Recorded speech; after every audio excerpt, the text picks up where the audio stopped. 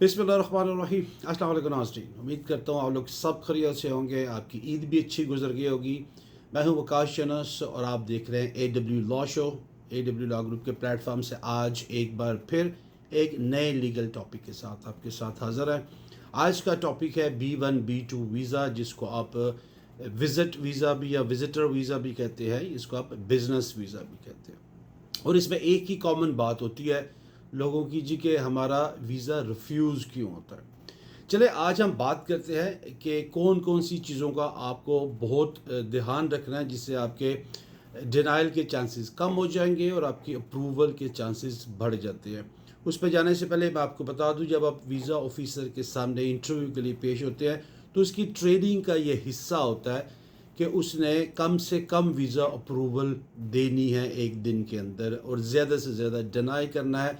ये अब आपके ऊपर है, आपकी तैयारी कितनी अच्छी है, आपने सारे सवालों के जवाब प्रॉपरली DS 160 में दिए हैं जो कि आपकी मेन एप्लीकेशन होती है, और उसके बाद आपके सपोर्टिंग डॉक्यूमेंट्स। तो कौन सी चीज़ों का आपको बहुत ध्यान रखना है ताकि आपका जो है वीज़ा वो ज़्यादा से ज़्यादा चांसेस हो, क्योंकि ये 5 साल का मल्टीपल वीज़ा होता है और उसके बाद एक दफ़ा अगर आपका वीज़ा इशू हो जाता है तो 5 साल के बाद उसकी रिन्यूअल के भी चांसेस ज़्यादा हो जाते हैं।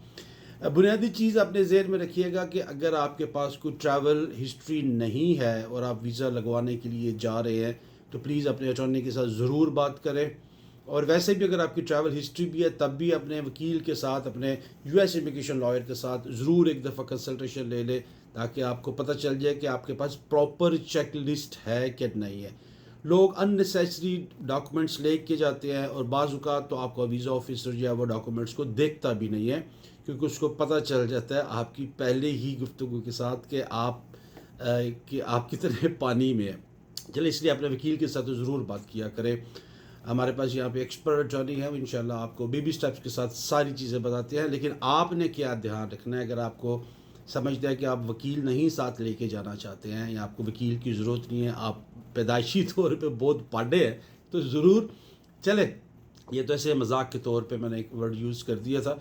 तो आपने बुनियादी चीज़ों का क्या ख्याल रखना है, आपने कोशिश ये करनी है अपना वीज़ा अप्लाई करने से पहले कि छोटे छोटे जो है वो ट्रैवल ज़रूर रखें।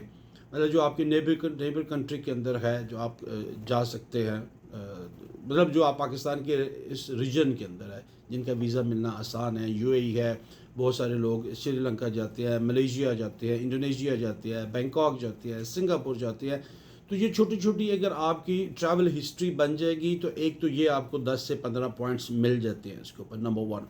सेकंड थिंग जो वीज़ा ऑफिसर आपके लिए देखता है, which is very important, that's called a country tie. Country tie क्या है? कंट्री टाई ये है कि आप वाकई ही पाकिस्तान के अंदर एक वेल इस्टेब्लिश आप वहाँ पे हैं, आपका बिजनेस है, आपकी जॉब है, और आपने वीज़ा ऑफिसर को ये यकीन दहानी करानी है कि मैं फाइनेंशियली तौर पे यहाँ पे इतना इस्टेब्लिश हूँ कि मुझे अमेरिका जाके वहाँ पे सेटल होने की ज़रूरत नहीं होगी, चेंज ऑफ स्टेटस की एप्लीकेशन नहीं देनी पड़ेगी, और ना ही मैं वहाँ पे रुक जाऊँगा, ना ही मैं ओवर स्टे करूँगा। कोई एक ही बुनियादी चीज़ देखता है आपका वीज़ा ऑफिसर, जिसको आप यकीन दहानी करा देते हैं जी कि मैं वापस आऊँगा। इसके लिए आपने क्या चीज़ें साथ रखनी होती है इसमें। आपने अगर आप सेल्फ एम्प्लॉयड हो, बिजनेस मैन हो, तो ऑफ कोर्स आपके बिज़नेस की जो स्टेटमेंट है वो रखनी है। आपने अपने रजिस्ट्रेशन जो है आपके बिज़नेस की LLC फॉर्मेशन जो है वो रखनी है। आपने अपने टैक्स रिटर्न्स रखने हैं। आपके बिज़नेस की बैंक स्टेटमेंट होगी, जिससे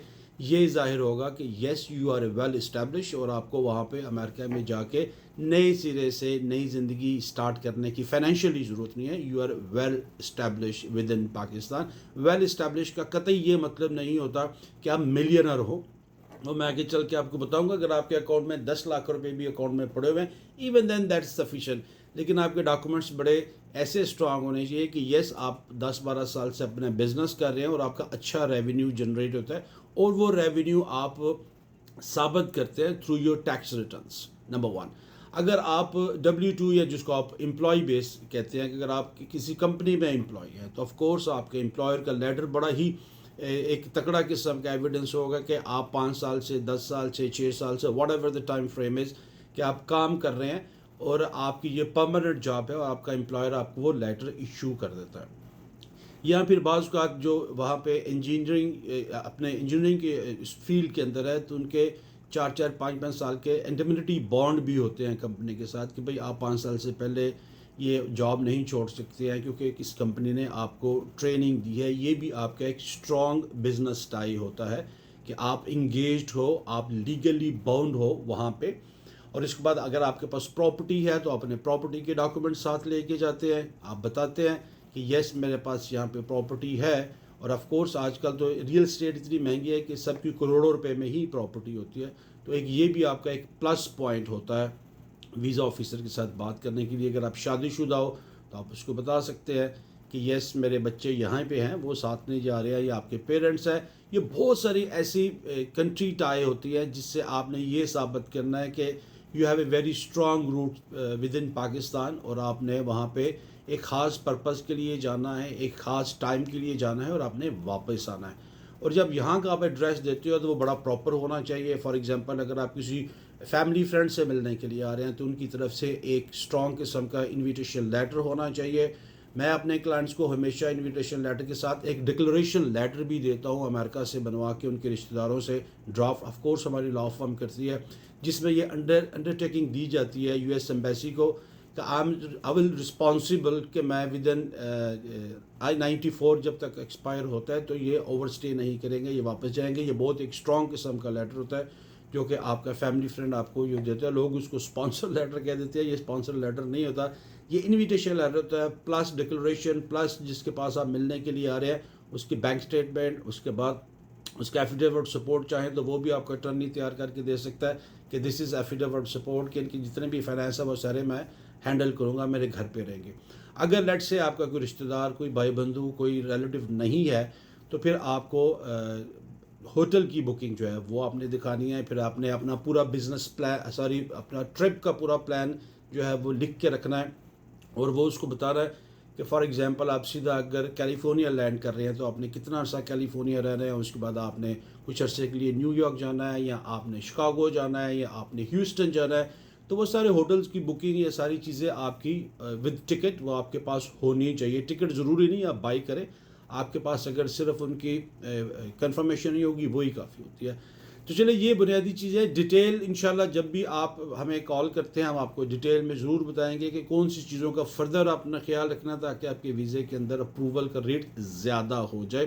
آج کے لیے اتنا ہی. جاتے ہوئے دوبارہ ایک بات کروں گا کہ اس کے علاوہ اگر آپ کا امیگریشن کا کوئی ایشو ہے U S embassy U S immigration کا, یا with in U S or in Pakistan, so even then we can provide you free consultation.